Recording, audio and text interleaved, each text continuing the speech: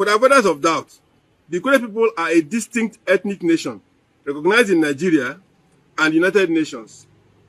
Ikwerre language is one of the recognized languages in Nigeria and the United Nations. Whoever is in doubt can contact the appropriate federal government authorities and the UN.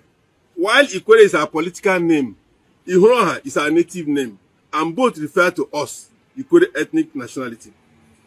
We live and own the Emoha, Ikwerre, Obiakpo, and Port Harcourt City in alphabetical order local government areas in Rivers State, Niger Delta, South-South geopolitical zone of Nigeria. Do the Ikwerre behave like the Igbo? Do the Ikwerre behave like the Igbo? Or do the Ikwerre behave like Benin? In Ikwerre, outsiders allege that we are lazy and immobile people. Yes, we know we are a conservative people, but we are not lazy. These attributes of conservatism were very obvious in Ikwerre of up to the first half of the 20th century, but very reduced in Ikwerre of today. Ikwerre people are not lazy. We work and are comfortable within our space. Take note of this. We work and are comfortable within our space. We are reluctant to explore the outside. Hence, we appear immobile, not traveling to far places. But these are not Igbo characters at all. In fact, Ikwerre is in direct opposite of Igbo's aggressive, exploitative, and very hardworking characters. Ikwerre man is not a greedy person. He is satisfied with the little he has. He went in his unguarded and uncouth statements, all made within 1 week, stressed that Ihoroha is Igbo because she speaks Igbo language. How did our people learn to speak Igbo language? It was basically through social and economic interactions before, during, and after the slave trade.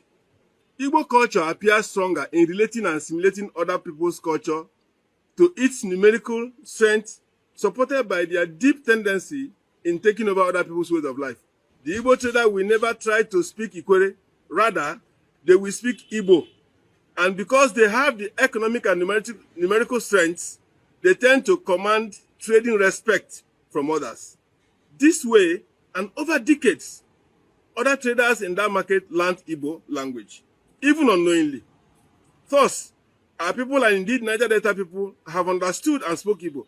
And this surely does not mean they are Igbo origin. Another way our people learned Igbo language was through the millions of Igbo women married to Ikwerre men. After marriage, the children are sure to learn and know more of Igbo language than Ikwerre language. During the Eastern Regional Government, around 1952-1967, the Igbo dominated all strata of government. They also dominated especially the religious and educational lives of the Ikwerre.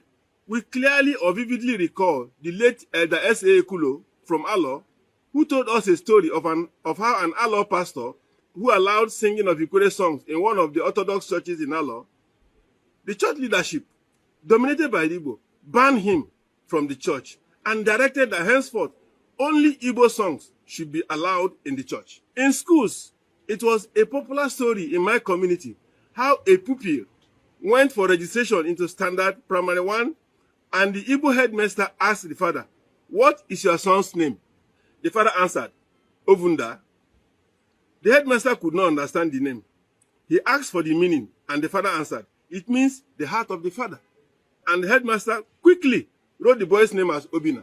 They forget that Ishekiri and Urobo are from Benin, but they hardly speak Benin language. They forget that Igbos claim to be Jews, but they do not speak Jewish language. They forget that as Nigerians, we communicate through English language and bear English names, yet we are not English people. The Ikwerre is conservative and risk-averse. The Igbo is a risk-taker and has great drive for profit. This character accounts for why Ikwerre people are not into trading or business of high-risk nature. This drive for profit is a strong motivating factor or character for an average Igbo man, but not in the Ikwerre man. How many Ikwerre people are into trading in Port Harcourt, their own city? Can it be true that the Ikwerre man is Igbo? So if Igbos can be in millions and thousands in all countries of the world, then they are surely in millions in Ikwerre land. And no wonder Ikwerre himself was raised in Ikwerre land. Lumokoro. If you are talking about history, don't just say you are from Igbo. Give us a piece of history that relates us to Igbo. We are telling you today that there's a piece of history that takes us to Benin, Abua, Hausa, and Igbo. We'll explain that now.